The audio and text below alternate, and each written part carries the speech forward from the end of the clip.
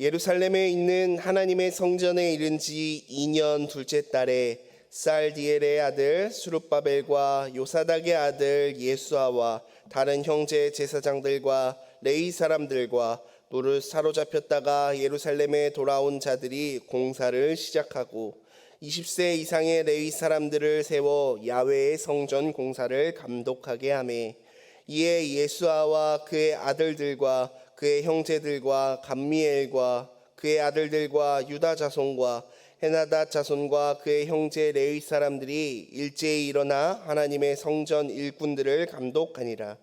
건축자가 야훼의 성전의 기초를 놓을 때에 제사장들은 예복을 입고 나팔을 들고 아삽 자손 레위 사람들은 재금을 들고 서서 이스라엘 왕 다윗의 규례대로 야훼를 찬송하되 찬양으로 화답하며 야훼께 감사하여 이르되 주는 지극히 선하심으로 그의 인자하심이 이스라엘에 영원하시도다 하니, 모든 백성이 야훼 성전 기초가 놓임을 보고 야훼를 찬송하며 큰 소리로 즐거이 부르며, 제사장들과 레위 사람들과 나이 많은 족장들은 첫 성전을 보았으므로 이제 이 성전의 기초가 놓임을 보고 대성통곡하였으나 여러 사람은 기쁨으로 크게 함성을 지르니, 백성이 크게 외치는 소리가 멀리 들리므로 즐거이 부르는 소리와 통곡하는 소리를 백성들이 분간하지 못하였더라.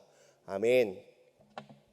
통곡의 소리와 기쁨의 소리라는 제목으로 이 아침 함께 말씀을 나누길 소원합니다. 바벨론 제국으로 포로가 되어 끌려간 지 어느덧 70여 년이라는 시간이 흘렀습니다. 드디어 하나님께서는 그 옛날 선지자를 통하여서 주신 말씀을 신실하게 이행하셔서 이스라엘로 하여금 다시금 예루살렘으로 돌아오게 하십니다. 우리 하나님은 한 번 약속하신 것은 반드시 지키는, 약속을 지키시는 신실하신 하나님이시기 때문입니다. 과거 찬란했던 그 다윗과 솔로몬의 왕자가 있었고, 또한 하나님을 예배하는 아름다운 성전이 있었던 그 예루살렘으로 돌아간다라는 것은 그들에게 있어서 꿈만 같은 일이었을 것입니다. 그러나 막상 이들이 70여 년이라는 시간이 흐른 뒤에 예루살렘으로 돌아왔을 때 그들 눈에 보여지는 것은 다 무너져버린, 성전은 무너질 대로 무너져 있고 망가질 대로 망가져 있었으며 70년 동안 누구도 관리하지 않고 방치되어서 그러한 돌무더기, 그런 것들만이 그들의 눈에 보였다라는 것이죠. 그리하여 오늘 본문 8절은 이렇게 시작합니다. 예루살렘에 있는 하나님의 성전에 이른 지 2년 둘째 달에 라고 시작합니다. 그들은 분명 예루살렘으로 돌아온 것이지만 오늘 본문은 예루살렘에 돌아왔다라고 하지 않고 예루살렘에 있는 하나님의 성전에 돌아왔다라고 성경은 말씀하고 있습니다. 왜냐하면 여전히 예루살렘에는 그 성전의 터가 남아 있었고 성전의 돌무더기가 그대로 내버려져 있었기 때문입니다. 그러나 그것은 더 이상 하나님의 성전으로서 기능을 할 수는 없는 상태였습니다. 그래서 이들은 다시금 성전을 재건하기로 결정합니다. 8절 말씀을 한번 살펴보겠습니다. 8절에 보니까 예루살렘에 있는 하나님의 성전에 이른 지 2년 둘째 달에 살디엘의 아들 스룹바벨과 요사닥의 아들 예수아와 다른 형제 제사장들과 레위 사람들과 무릇 잡혔다가 예루살렘에 돌아온 자들이 라고 그 다음에 뭐라고 이야기합니까? 공사를 시작하였다라고 이야기합니다. 여기서 성전 재건을 주도하였던 사람으로 스룹바벨이라는 인물이 등장합니다. 그리하여 역사가들은 예루살렘에 그 옛날 솔로몬이 지었던 그 아름답고 찬란했던 성전은 솔로몬의 성전, 그리고 오늘 본문에서 이 무너져버린 이 성전을 재건하는 이 성전은 스룹바벨의 성전이다라고 그것을 구분하기 위해 앞에 지은 사람의 이름을 붙여 솔로몬의 성전, 스룹바벨의 성전이라고 부릅니다. 어쨌든 이 스룹바벨의 성전을 건축하는 오늘 본문에서 함께 주목하고 싶은 대목이 있는데요. 그것은 바로 이것입니다. 유대인들이 스룹바벨 성전을 건축할 때 그 현장에는 커다란 두 가지 소리가 들렸다라는 것입니다. 오늘 본문 12절 말씀 앞에 화면을 보시고 우리 함께 봉독해 보기를 원합니다. 12절 말씀입니다. 함께 읽어보겠습니다. 시작. 제사장들과 레위 사람들과 나이 많은 족장들은 첫 성전을 보았으므로 이제 이 성전의 기초가 놓임을 보고 대성통곡하였으나 여러 사람은 기쁨으로 크게 함성을 지르니. 아멘. 12절의 마지막을 보니까 여러 사람들이 기쁨으로 함성을 질렀다라고 합니다. 왜 그들이 함성을 질렀는지는 우리가 충분히 이해가 됩니다. 70년의 포로 생활 끝에, 타국 생활 끝에 하나님께서 구해주시고 하나님께서 다시금 고향으로 인도하여 주셨다라는 그 커다란 기쁨이 그들에게 있는 것입니다. 정치적으로, 경제적으로 독립을 쟁취했을 뿐만 아니라 예루살렘에서 마음껏 신앙생활 또한 할 수 있는 그러한 종교적인 자유도 오늘 이들이 얻게 된 것이지요. 이제는 예루살렘의 새로운 성전이 건축되니까 유대인들은 그곳에서 하나님께 제사를 드릴 수 있게 되었고, 예루살렘 성전에서 그들을 친히 만나 주실 그 하나님과 더욱더 친밀한 교제가 이루어질 것들을 그들이 기대하였을 것입니다. 그러니 더 이상 무엇이 두렵고 걱정되겠습니까? 그리하여 그 성전의 재건의 그 시작을 바라보는 수많은 사람들이 그것을 바라보며 기쁨의 함성을, 탄성을 질렀다라는 것입니다. 그런데 우리가 함께 읽은 12절에는 기쁨의 소리도 들렸지만 정반대의 소리도 들렸다라는 것을 우리는 알 수 있는데요. 12절에 보니까 제사장들과 레위 사람들과 특별히 나이 많은 족장들은 첫 성전 곧 솔로몬의 성전을 보았으므로 이 성전의 기초가 놓임을 보고 대성통곡하였다라고 오늘 본문은 이야기하고 있습니다. 이들은 약 70여 년 전에 그 솔로몬의 성전이 무너지기 전에 그 솔로몬의 성전이 얼마나 화려했는지를 직접 눈으로 바라봤던 사람입니다. 그들은 약 70년 전에 바벨론 군대에 의해서 예루살렘 성전을 비롯한 모든 건물들이 불타고 망가지는 것을 보며 그 장면이 떠올라 눈물을 흘렸을 것입니다. 과거 하나님께서 이곳 가운데 임재하셨었는데 이 성전을 하나님을 이곳에 모신 이 성전이 얼마나 화려하고 찬란했는데 그것을 기억하는 사람들은 그 장면이 떠올라 눈물을 흘렸다라는 것이죠. 그들은 70년의 세월이 흘렀지만 여전히 그대로 방치되어 있는 그 예루살렘을 보면서 옛 생각을 나면서 또한 지금 이 무너져버린 이 성전을 보면서 탄식하고 통곡하였다라고 성경은 기록하고 있습니다. 70년이라는 시간이 흐른 뒤에 스룹바벨이라는 사람이 재건하는 이 성전이 옛날 그 솔로몬의 화려했고 찬란했던 성전에 비하면 너무나도 초라하고 부족한 보잘것없는 것이었기 때문에 그것을 바라보면서 통곡했다라는 것이죠. 그러니까 한쪽에는 그 성전의 그 첫 삽을 뜨는 그 장면을 바라보면서 기쁨의 탄성이 나오고, 동일한 장면을 바라보는 누군가들은 대성통곡을 하는 이 두 가지 소리가, 통곡의 소리와 기쁨의 탄성이 어찌나 컸던지 그 장면을 오늘 본문 13절 말씀은 이렇게 묘사하고 있습니다. 13절 말씀 우리 화면을 보시면서 다 같이 함께 읽어보겠습니다. 시작. 백성이 크게 외치는 소리가 멀리 들리므로 즐거이 부르는 소리와 통곡하는 소리를 백성이 분간하지 못하더라. 백성이 크게 외치는 소리가 멀리 들렸다라고 합니다. 멀리까지. 그만큼 한쪽에서는 기쁨의 탄성을 내질렀고요, 한쪽에서는 대성통곡하였다라는 것입니다. 그 결과를 성경은 오늘 어떻게 묘사합니까? 즐거이 부르는 소리와 통곡하는 소리가 그 멀리서 들었을 때 그것이 웃는 건지 우는 건지 분간이 안 될 정도로 큰 소리만, 큰 함성만 들렸다라는 것입니다. 그 두 가지 소리를 분간하지 못할 만큼 큰 소리를 그들이 자아냈다라는 것이죠. 저는 오늘 이 이스라엘의 모습을 보면서 이 모습이 마치 우리의 삶의 모습과 같다라는 생각을 좀 해보았습니다. 조금만 생각해보면 이것이 우리의 인생이 아닐까라는 생각을 해봅니다. 우리의 인생 또한 슬픔의 조각과 기쁨의 조각이 서로 어우러져서 하나의 그림을 만들어내지 않습니까? 어떠한 조각은 통곡의 소리로 들립니다. 하지만 또 어떠한 조각은 기쁨의 조각으로 우리의 삶을 채워나가는 것을 우리가 보게 됩니다. 우리의 인생을 단순히 누군가의 인생은 슬픔의 인생이야, 누군가의 인생은 기쁨의 인생이야 라고 어떻게 단정지어서 이야기할 수 있겠습니까? 누구에게나 그 인생에는 슬픔도 있고 기쁨도 있는 것이죠. 뿐만 아니라 오늘 본문에서 스룹바벨의 성전이 건축되는 단 하나의 장면이 누군가에게는 기쁨의 장면이고 누군가에게는 동시에 통곡의 이유가 되었던 것처럼 우리의 삶에 등장하는, 우리의 삶에 펼쳐지는 많은 사건들 중에 이것이 기쁨인지 슬픔인지를 쉽게 분간하기 어려울 때조차 너무나도 많이 있는 것 같습니다. 제가 청년부를 담당하고 있잖아요. 저희 청년부 안에서 많은 지체들이 서로 교회 안에서 서로 이제 만남을 갖고 교제를 하는데요. 특별히 올해와 내년 초까지 얼마나 많은 청년들이 결혼을 하는지 모릅니다. 교회 안에서 서로 신앙생활을 하고 서로 봉사하고 서로 성장하여서 어려운 이 상황 속에서도 정말 청년들이 그 자기 신혼집 구하기조차 너무나도 어려운 이 사회적 상황 속에서도 기도하며 가정을 꾸리고 그러한 청년들을 바라볼 때 그 모습이 얼마나 귀한지 모르겠습니다.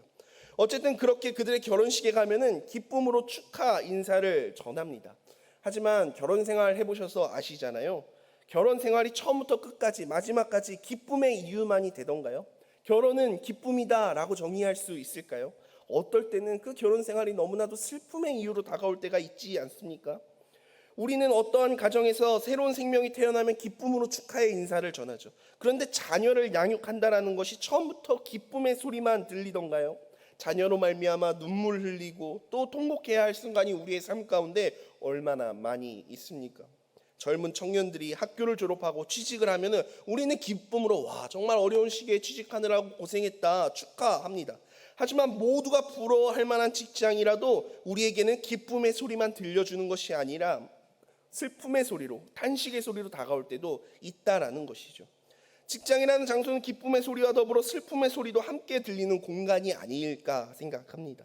이처럼 우리의 삶의 모든 일들은 그 안에 기쁨의 함성 소리도 들리고 동시에 슬픔의 소리, 통곡의 소리도 들리는 것이 우리의 삶에 펼쳐지는 모든 상황들인 것 같습니다.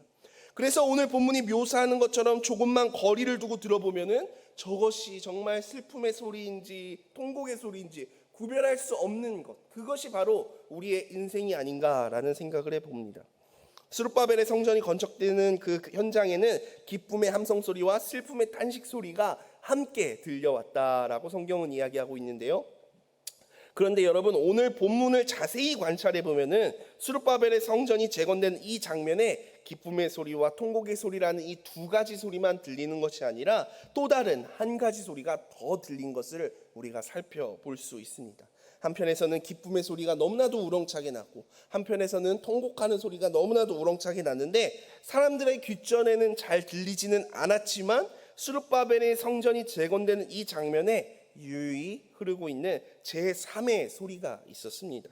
오늘 본문 10절 말씀을 우리 다 같이 한번 화면을 보시고 읽어보길 소원합니다. 함께 읽어보겠습니다. 시작. 건축자가 야훼 성전의 기초를 놓을 때에 제사장들은 예복을 입고 나팔을 들고 아삽 자손 레위 사람들은 제금을 들고 서서 이스라엘 다윗의 규례대로 야훼를 찬송하되. 계속 이어지는 11절 앞부분을 우리 함께 읽어볼까요? 읽어보겠습니다. 시작. 찬양으로 화답하며 야훼께 감사하여 이르되 주는 지극히 선하심으로 그의 인자하심이 이스라엘에게 영원하시도다. 아멘. 대다수의 사람들은 그 성전이 건축되는 장면을 보면서 기쁨의 탄성을 질렀고 한편에서는 슬픔에 쌓여 통곡하였다라고 합니다. 하지만 소수의 사람들이지만 아삽 자손 레위 사람들은 찬양을 부르고 있었다라는 것입니다. 그 본문은 그 찬양을 야훼 하나님에 대한 감사의 찬양이었다라고 분명히 묘사하고 있습니다. 그렇다면 그들이 불렀던 찬양의 가사, 곧 그들이 노래하고 감사할 수 있었던 이유는 무엇이겠습니까? 그들의 삶 속에 기쁨의 소리는 더욱더 커지고 통곡과 슬픔의 소리는 잦아들었기 때문일까요? 그들의 현실 속에서 기쁨의 요소가 더욱더 풍성해지고 탄식과 슬픔의 이유가 모두 사라져버렸기 때문에 그들이 감사할 수 있었던 것일까요? 아닙니다. 그들에게는 여전히 기쁨의 소리와 통곡의 소리가, 그 슬픔의 소리가 웅장하게 들려만 옵니다. 그리고 작은 소리였지만 그리하여 귀를 기울이지 않으면 잘 들리지 않는 소리였지만 바로 그 장면에서 유유히 울려 퍼지는 찬양의 고백, 곧 감사의 제목이 있었다라는 것입니다. 스룹바벨의 주도로 예루살렘 성전을 재건하는 바로 그 장면에는 하나님을 향한 감사의 찬양 소리가 들려왔습니다. 그렇다면 여러분, 이 찬양은 과연 언제부터 예루살렘 성전에 들려오고 있었을까요? 예루살렘 역사상 처음으로 성전이 건축된 그 솔로몬의 성전을 건축하고 그 안에 하나님의 임재를 상징하는 법궤를 모시는 장면을 그려주고 있는 역대하 5장을 살펴보면요, 그 5장 13절에 그 찬양하는 가사를 기록하고 있는데요. 제가 5장 13절 한번 읽어보겠습니다. 나팔 부는 자와 노래하는 자들이 일제히 소리를 내어 야훼를 찬송하며 감사하는데, 여기서도 감사한다라는 말이 나옵니다. 그러니 솔로몬의 성전이 건축되었을 때부터 예루살렘 성전에는 감사의 찬양이 울려 퍼졌다라는 것을 우리는 알 수 있습니다. 역대하 5장 13절 계속해서 이렇게 이야기합니다. 나팔을 불고 재금을 치고 모든 악기를 울리며 소리를 높여 야훼를 찬송하여 이르되, 찬양의 가사가 등장합니다. 주님은 선하시도다. 그의 자비하심은 영원히 있도다. 이 찬양의 가사는 놀랍게도 오늘 본문의 에스라 3장에서 들리는 그 감사 찬양과 그 가사와 놀랍도록 일치하는 것을 우리가 확인할 수 있다라는 것이죠. 다윗과 솔로몬의 시대는 이스라엘 역사상 가장 부강하고 영광스러운 시대였습니다. 그러나 이스라엘은 북이스라엘과 남유다로 나뉘어져서 왕국의 흥망성쇠를 경험합니다. 급기야 바벨론이라는 이방 나라의 군대에 의해서 하나님께 제사를 드리며 하나님께 예배를 하는 예루살렘 성전이 무너졌을 때도 유대인들은 이스라엘 역사상 가장 치욕스럽고 수치스러운 순간을 맞이하였을 것입니다. 그로부터 70년이 시간이 흐른 뒤 스룹바벨을 비롯하여 바벨론에서 돌아온 이들이 예루살렘 성전을 재건하는 그 순간까지 예루살렘에 펼쳐진 수많은 역사의 현장들은 기쁨의 조각과 슬픔과 통곡의 조각이 헌데 어우러진 그러한 그림이었을 터인데, 어떠한 조각은 그 자체가 기쁨의 조각인지 슬픔의 조각인지조차 도저히 헤아릴 수 없을 정도로 그 삶의 계곡이 고스란히 담겨있는 그러한 여러 가지 단편적인 모습들이 많이 보여지지 않습니까? 그런데 그 모든 시간들을 관통하여 솔로몬의 성전으로부터 스룹바벨의 성전에 이르기까지 그 500년에 걸친 역사의 그 계곡 속에서 유유히 흐르고 있던 감사의 노래가 있었다라는 것입니다. 우리 또한 우리의 삶을 살아가다 보면은 기쁨의 소리에 먼저 귀를 기울일 때가 있습니다. 혹은 우리의 마음을 슬프게 하는 슬픔의 소식에 그 무엇보다 우리가 빨리 반응할 때가 있습니다. 그렇게 하루에도 수없이 번갈아가며 기뻤다 슬펐다 그 기쁨과 슬픔의 소리에 귀를 기울이지만, 정작 우리의 인생을 처음부터 선택하여 주시고 지금도 우리를 불러 생명의 길로 인도하시는 그 하나님의 선하심과 하나님의 그 인자하심을 노래하는 감사의 찬양 소리는 우리가 여전히 외면하며 살아가고 있지 않는지, 그러한 삶을 우리가 살아가고 있지는 아니한지 이 아침 우리가 함께 생각해 보았으면 좋겠습니다. 주 안에서 사랑하는 성도 여러분, 우리의 마음이 지금 슬픔으로 가득 차 있더라도 잠시만 그 슬픔의 마음을 한켠에 밀어넣어 주시기를 부탁드립니다. 혹은 우리의 마음이 기쁨의 함성으로 가득 차 있을지라도 그 기쁨의 소리를 조금만 옆으로 옮겨 놓을 수 있기를 주님의 이름으로 축복합니다. 훗날 시간이 지나서 뒤돌아 보았을 때 모든 과정이 그것이 기쁨의 장면이었나 슬픔의 장면이었는지 그것조차 희미해질 현실을 살아가면서 우리는 왜 기쁨과 슬픔의 그 순간순간마다 그리도 격렬하게 반응하며 살아가고 있는 것일까요? 우리의 귀에 들리는 기쁨의 함성의 소리를 조금만 잠재울 수 있다면, 우리의 귀에 들리는 그 슬픔의 통곡 소리를 조금만 우리의 인생 한켠으로 옮겨 놓을 수 있다면, 그때 하나님을 찬양하는 그 하나님의 음성이 비로소 우리 가운데 들리게 될 것입니다. 하나님은 지극히 선하심과 그 인자하심으로 날마다 우리를 새롭게 하여 주십니다. 우리를 새롭게 하여 주시는 그 예수 그리스도, 그분을 우리 마음 가운데 모시며 살아간다라면은 제 아무리 시간이 흐를지라도, 어떠한 문제가 우리를 휘몰아 우리를 집어삼키려 한다라고 할지라도 우리의 심령은 하나님께 감사의 노래를 부르는 거룩한 성전이 될 것이며, 또한 우리가 어디에 있든 우리의 가정과 직장과 삶의 자리는 우리 예수 그리스도와 동행함으로 말미암아 그곳은 천국으로 변화할 것입니다. 말씀을 정리하기를 원합니다. 주님의 선하심과 그 인자하심이 우리 모두에게 지금부터 영원까지 함께 하십니다. 임마누엘로 오신 아기 예수님께서는 세상 끝날까지 너희와 함께 하시겠다라고 말씀하시고 부활 승천하셨습니다. 무엇으로 인하여 기뻐하시나요? 무엇으로 인하여 슬퍼하고 계십니까? 하나님이 우리와 함께 하십니다. 때문에 우리는 일희일비하지 않을 수 있습니다. 그리고 우리는 감사할 수 있습니다.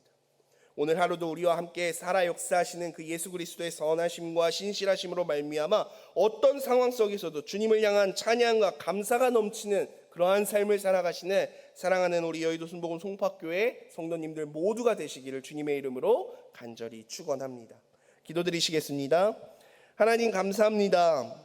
무너진 성벽이라는 동일한 장면을 바라보면서 즐거워하였던 사람들, 또한 슬퍼하였던 사람들, 마지막으로 감사의 고백을 올려드렸던 이스라엘의 모습을 살펴보게 하심에 감사드립니다. 오늘 하루를 살아가는 우리의 모습이 후자와 같기를 소원합니다. 눈앞에 보이는 우리의 현실과 상황과 현상으로 인하여서 슬퍼하고 낭망하고 반대로 즐거워하지 아니하고 오직 우리와 함께 하시는 그 하나님으로 말미암아 감사하고 기뻐 주님과 동행함으로 승리하는 삶, 그러한 삶을 살아가는 오늘 하루가 될 수 있도록 주님 축복하시고 인도하여 주시옵소서. 사랑하는 주의 자녀들, 주님 전에 나올 때 빈손으로 나오지 아니하고 귀한 예물을 구별하여 주님께 올려드립니다. 예물을 드린 손길을 복되게 하시고 예물이 사용되는 곳곳마다 하나님의 나라와 지경이 넓어지는 놀라운 역사가 있게 주님 축복하시고 함께하여 주시옵소서. 감사드리며 이 모든 말씀 살아계신 예수님의 이름으로 간절히 기도드리옵나이다. 아멘.